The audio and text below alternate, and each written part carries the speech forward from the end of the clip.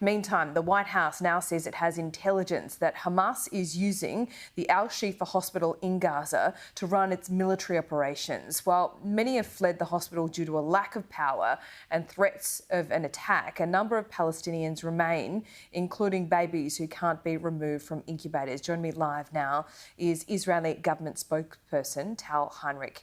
Tal, thanks so much for your time. I really appreciate it. First of all, I want to ask you about the hostages. 240 plus hostages still being held in Gaza by Hamas. Would the government, under any circumstances, accept a ceasefire in return for hostages?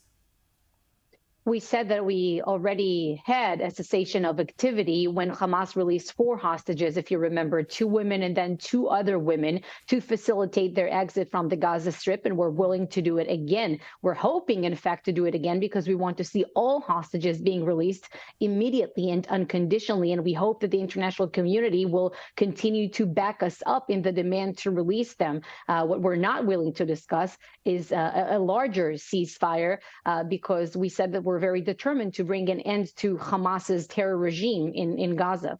Okay, 15,000 people have now been killed in Gaza. It could be many more, it could be slightly less. It is hard to tell from where I sit. How many of them do you think are terrorists? First, we should be taking every kind of report or every kind of, numbers and news coming out of the Gaza Strip with a huge grain of salt, because these are Hamas numbers.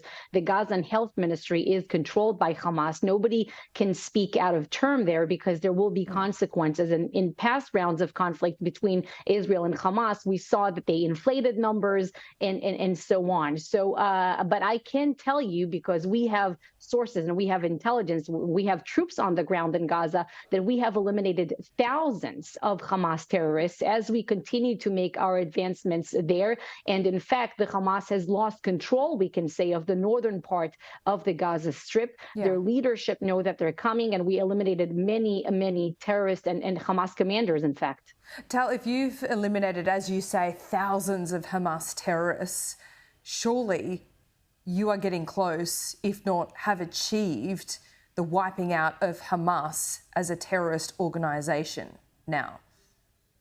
That's a great question, but there are tens of thousands. Again, these are not my words. You can also look up a New York Times report and assessment there. There are between 20,000 and 40,000, according to assessments of Hamas terrorists there.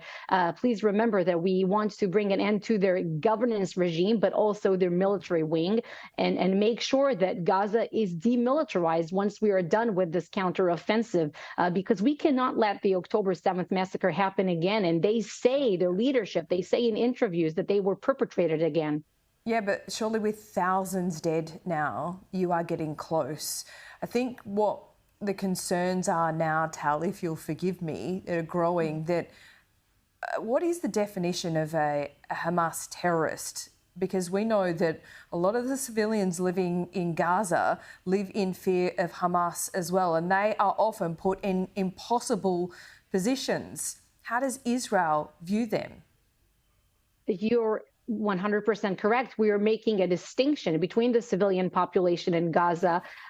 We want to help the civilian population in Gaza, and there are many efforts at play that we are taking to ease their suffering and to minimize civilian casualty. But that is the very brutal and gruesome play of Hamas. They want to maximize the civilian suffering there because they want Israel to take the fire for it, while they're committing this double war crime of targeting our population and targeting Palestinian population that they want to sacrifice. Indeed. I am struck by the words of an official in the Defence Department within your government that really accused of doctors at the Al-Shifa hospital of helping Hamas. Aren't you putting these doctors, treating babies, in an impossible decision? If they leave, their patients die. If they stay, some within government, your government, have accused them of helping Hamas.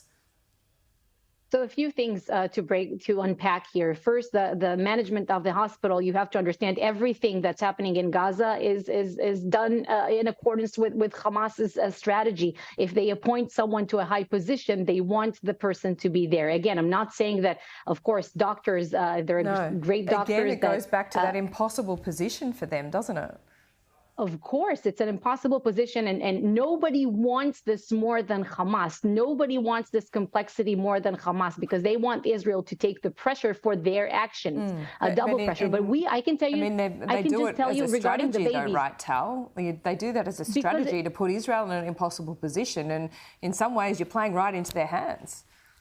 No, they know that we care about the civilian population, including, of course, in everything that pertains to the most vulnerable people in Gaza, premature babies and incubators. They know that we care for them more than they do. They want to, they want the picture. They want to manufacture a crisis, a humanitarian crisis. And we are, in fact, taking incubators from Israeli hospitals and trying to deliver them to the hospital managements and helping to evacuate that hospital. And that hospital, by the way, is a subterranean terror complex hosting the Hamas command center. I'll just end on this because we never have enough time to talk about the situation there. So I appreciate you staying up for us and talking to us. But, I am struck by, again, some government and IDF officials who've said that they wouldn't characterise the situation in Gaza as a humanitarian crisis.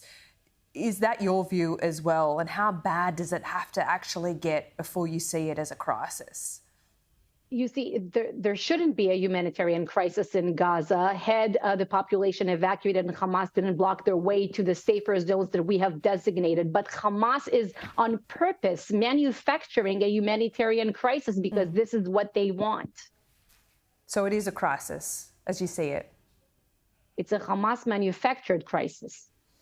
Tal, really appreciate your time. We'll speak soon. Thank you.